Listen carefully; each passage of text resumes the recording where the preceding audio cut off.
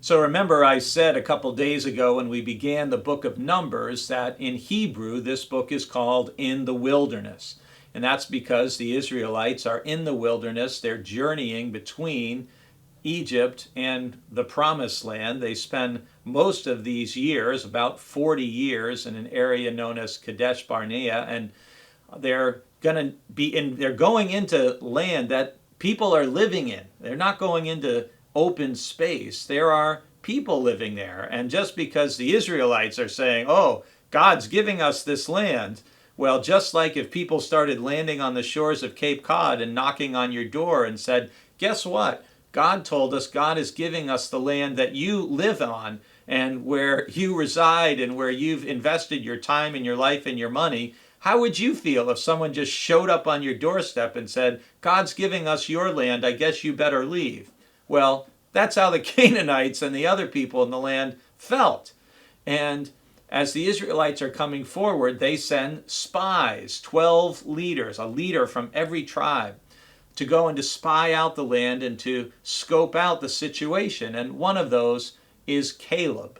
Caleb's one of my favorite guys. And in Numbers chapters 13 and 14, you hear about the spies spying out the land. And basically, there's 10 spies who come back and say, "Oh my gosh, the people there, they're huge. If we try to attack them, they're going to they're going to beat us. We can't do it. We can't overcome these people. It's too much."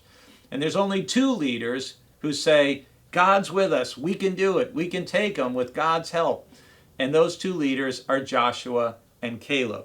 And in verse 30, you have the reports of the 12 spies. They come back and they make their report, and most of the people are swayed by the report of the 10 spies who say, "There's no way we can win. There's no way we can do it." And the people start wailing, "We never should have left Egypt. Oh my gosh, it's going to be, we can't do it."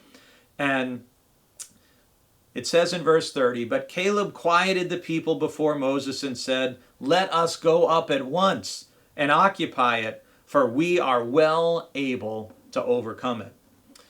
You're going to be hearing me talk about Caleb in a couple weeks, actually, when I preach from the book of Joshua, and we'll be referring back to this incident. But the thing that I want to point out from Numbers chapter 13 is there's also a key phrase where the spies, in describing themselves, say that we seemed like grasshoppers to the people of the land. Their sense of self and identity is so small, they feel insignificant, weak, and powerless compared to the foes that they face. And that's when we need to remember to have a Caleb-like spirit. When we feel like we can't tackle what we're facing in life, we can't overcome it, it's too much for us, there's just no way. Think back to Caleb and Joshua and the belief that if the Lord is with you, you can accomplish far more than you imagine.